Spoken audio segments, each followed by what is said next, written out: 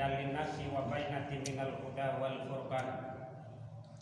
Assalatu wassalamu ala asrafil anam wa ala alihi wa ashabihil kiram. Ashhadu an la ilaha illallah wa ashhadu anna Muhammadan abduhu wa rasuluh. Allahumma fassalli wa sallim wa barik ala sayyidina Muhammad wa ala alihi wa sahbihi ajma'in. Amma ba'du fa ya ayyuhal hadirun usikum wa iyaya bittaqwallah faqad fazal muttaqun.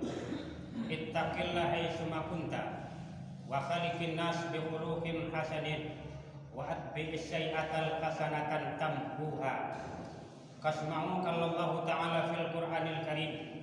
A'udzu billahi minasyaitonir rajim. Bismillahirrahmanirrahim. Wa minan nasi may yaqulu amanna billahi wa bil yaumil akhir wa ma hum yu'minun. Sadaqallahul azim, sadaqal karim, wa nahnu ala dzalika syakirin walhamdulillahi rabbil alamin. Bapak-bapak, saudara kaum muslimin sidang jamaah Jumat rahimakumullah. Puji syukur marilah kita serahkan kehadirat Allah Subhanahu wa taala dengan limpahan rahmat dan karunia-Nya, taufik dan hidayahnya kepada kita semua, sehingga kita dapat melaksanakan satu kewajiban kita pada hari ini, yaitu melaksanakan salat Jumat secara berjamaah yang merupakan fardu ain bagi umat Islam, laki-laki balik lagi berakal. Salawat dan salam tak bosan-bosan kita pintakan kepada Allah, semoga disampaikan semisal pahalanya watruk baginda Rasulullah sallallahu alaihi wasallam, yang mana beliau yang telah membawa kita umat Islam dari alam kejahilan, kekafiran kepada alam yang kita rasakan pada hari ini, beragama Islam. Bapak-bapak, saudara kaum muslimin sidang jamaah Jumat rahimakumullah. Di dalam kehidupan ini tentu kita diperintahkan oleh Allah untuk beriman, beramal saleh. Iman dan amal saleh itulah yang akan mengantarkan kita kepada tujuan kita yang paling akhir. Harta cuma mengantarkan kita sampai kita meninggal. Karib kerabat cuma mengantarkan kita sampai ke kubur. Dan amal yang saleh yang akan mengantarkan kita ke akhirat nantinya. Bapak, saudara kaum muslimin sidang jamaah Jumat rahimakumullah. Yang tiga yang ada pada diri kita, yang satulah yang paling berguna, yang satulah yang akan mengantarkan kita kepada tujuan, yaitu amal yang saleh. Amal yang saleh bisa dikatakan amal itu saleh, tidak bisa kita katakan yang kita kerjakan pada hari ini.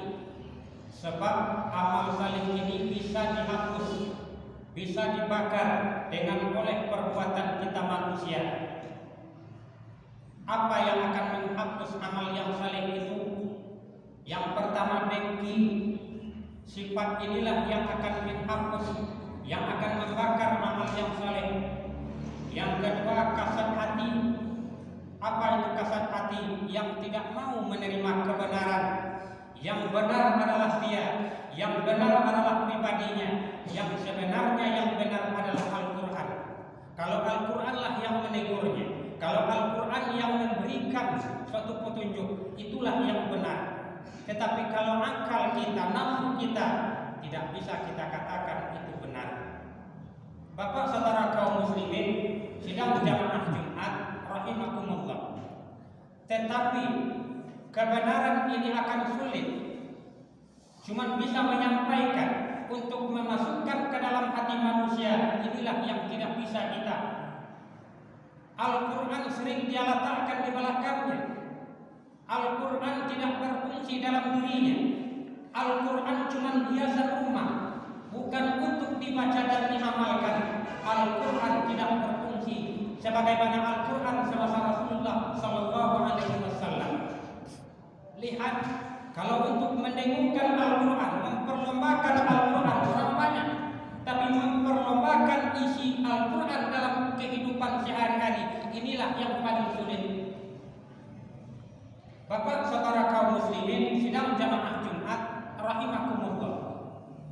Kalau amal saleh yang kita kerjakan tetapi tidak kita ikuti apa yang ada di belakang amal saleh, bahwa amal saleh ini akan tinggal begitu saja. Dan kita juga barangkali begitu saja yang tidak membawa apa yang kita kerjakan pada hari ini. Sebab amal saleh ini tergantung kepada perbuatan kita. Setelah selesai kita laksanakan apa yang diperintahkan oleh agama, dan untuk menghilangkan amal saleh itu perlu. Tetapi kalau kita tidak memikirkan, yang kita pikirkan adalah mengerjakan salat, mengerjakan puasa, itu saja. Yang efek yang terjadi di belakang itu tidak kita pikirkan, sia-sialah amal ibadah kita kerjakan. Selanjutnya yang akan menghapus amal saleh ini, panjang angan-angan. Kalau panjang angan-angan ini, kebanyakan kita cenderung kepada perbuatan yang haram. Yang kita pikirkan adalah masa depan yang tidak akan terjangkau oleh kita. Kadang-kadang hak orang menjadi hak kita, hak orang menjadi milik kita.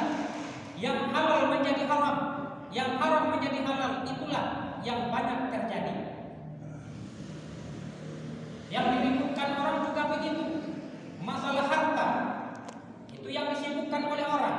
Harta orang lain bisa menjadi miliknya dilantarkan dia cerdik, contohnya. Harta orang lain bisa jadi miliknya disebabkan dia berkehendak ke barang sesuatu itu. Disebabkan apa? Panjang angan-angan yang akan menghapus atau membakar amal saleh.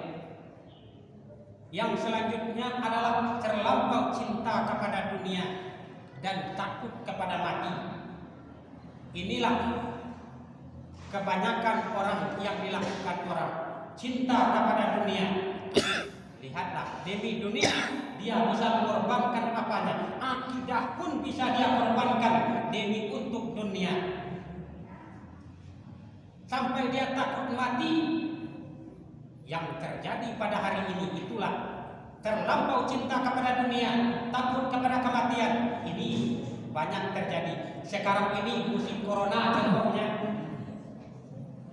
Setelah ketemu kata Rasul ini bahwa cinta kepada dunia, takut kepada mati, dia patuh akan tunduk peraturan apa yang ada di negeri kita ini, tetapi tidak mengamalkan apa yang dikatakan oleh Rasul ini. Orang yang cinta kepada dunia dan takut kepada kematian akan menghapus amal yang saleh. Kita kerjakan amal saleh, tapi kita cinta juga kepada dunia, takut juga kepada kematian, akan dihapuslah amal ibadah yang saleh yang kita kerjakan. Bapak-bapak, saudara kaum muslimin, sidang jamaah Jumat rahimakumullah. Supaya amal saleh ini bisa diterima oleh Allah, bisa berguna untuk kita, jauhilah yang 6 tadi. Kalau bisa kita menjauhi yang 6 tadi, kita akan diselamatkan oleh Allah dunia akhirat. Tetapi kalau yang itu tidak kita lakukan, bersiaplah akan menerima apa yang kita takuti itu. Kita takut kepada sesuatu, bukan meninggalkan apa yang diperintahkan agama. Pasti orang itu akan ketemu apa yang dia takuti. Apapun modelnya, dia takut ke sesuatu, tetapi dia meninggalkan apa yang diperintahkan oleh Allah, dia akan menempuh apa yang dia rasakan dalam dirinya. Bapak saudara kaum muslimin, sidang jamaah Jumat rahimahumullah, itu sajalah khutbah singkat kita Jumat kali ini. Mudah-mudahan ada manfaat dan faedah bagi kita semua, sebagai bahan renungan bagi kita semua untuk kita bawa pulang. Kembalilah kita beramal saleh dan laksanakanlah yang 6 tadi. Kalau sudah kita tinggalkan yang 6 tadi dan beramal saleh, bisa menemani kita sampai kepada tujuan. Harta cuma bisa menemani kita sampai mati. Karib kerabat cuma bisa menemani kita sampai kuburan. Yang amal saleh yang akan mengantarkan kita kepada tujuan, itu pasti. Jangan cari yang lain, cari hidup yang diredai Allah, bukan yang diredai oleh manusia. Kalau nafsu yang reda akan kandas di tengah jalan. Kalau Allah yang reda akan sampai kepada tujuan. Berpedomanlah kepada Al-Quran dan hadis. Al-Quranlah jadi pedoman hidup lagi. Jangan kita pedomankan dunia ini. Jangan kita pikirkan dunia. Kalau sudah bersumber kepada Al-Quran, dunia sudah pasti akan terbawa dan akhirat pasti sudah terbawa. Diselamatkan kita pada